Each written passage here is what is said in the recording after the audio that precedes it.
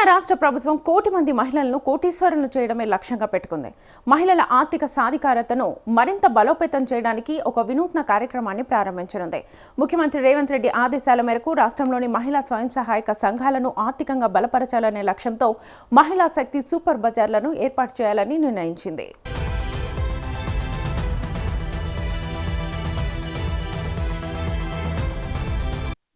ఈ ప్రాజెక్ట్ డీమార్ట్ లాంటి ఆధునిక రిటైల్ మోడల్ను అనుసరించి నడపబడుతుంది. తొలి దశలో రాష్ట్రంలోని 9 ఉమ్మడి జిల్లా కేంద్రాల్లో ఈ సూపర్ బజార్లు స్థాపించనున్నారు. హైదరాబాద్, వరంగల్, కరీంనగర్, ఆదిలాబాద్, నిజామాబాద్, ఖమ్మం, నల్గొండ, మహబూబ్ నగర్, సంగారెడ్డి జిల్లాల్లో ఒక్కొక్కటి చొప్పున ఈ బజార్లు ఏర్పాటవుతాయి. ఈ బజార్లలో నిత్యావసర వస్తువులు, గృహోపకరణాలు, వివిధ రకాల ఉత్పత్తులు తక్కువ ధరలకు అందుబాటులో ఉంటాయి.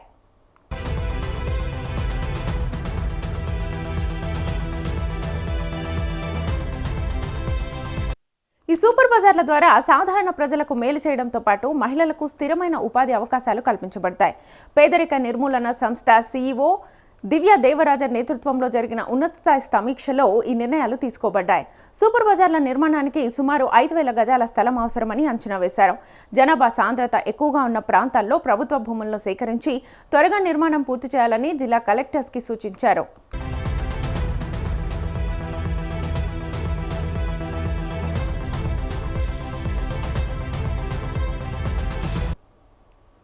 ఖమ్మం జిల్లాలో మాత్రం ఈ ప్రాజెక్ట్ మరింత విస్తృతంగా అమలు చేయనున్నారు. ఇక్కడ లాజిస్టిక్స్ హబ్ మరియు ఆధునిక రైస్ మిల్లును కూడా స్థాపించాలని ప్రతిపాదించారు. దీనికి సుమారు 20 ఎకరాల భూమిని కేటాయించడానికి రెవెన్యూ శాఖ మంత్రి పొంగులేటి శ్రీనివాసరెడ్డి సహకారం ఇవ్వడం గమనార్హం. ఈ సౌకర్యాల నిర్వహణ బాధ్యతలను స్థానిక మహిళా సమాఖ్యలకు అప్పగించి వారిని నిజమైన వ్యాపారవేత్తలుగా తీర్చిదిద్దాలని ప్రభుత్వం భావిస్తోంది.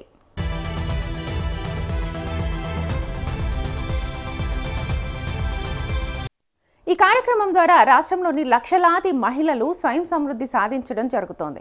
సూపర్ బజార్లు, లాజిస్టిక్స్ హబ్లు, రైస్ మిల్లుల వంటి యూనిట్ల ద్వారా ఉత్పత్తి, నిల్వ, పంపిణీ, విక్రయాల్లో మహిళలు పట్టు సాధిస్తే ఆదాయాన్ని సంపాదించవచ్చు. ఇది గ్రామీణ, పట్టణ ప్రాంతాల మహిళల ఆర్థిక స్వావలంబనను పెంపొందించడంతో పాటు సమాజంలో వారి స్థానాన్ని బలపరుస్తుంది.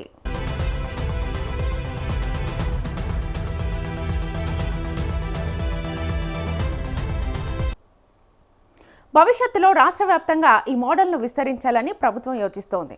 మహిళా సమాఖ్యను ఆర్థికంగా, నిర్వహణపరంగా బలపరచడం ద్వారా తెలంగాణలో స్త్రీ సాధికారతకు కొత్త అధ్యాయం మొదలవుతుందని అధికారులు ఆశాభావం వ్యక్తం చేస్తున్నారు.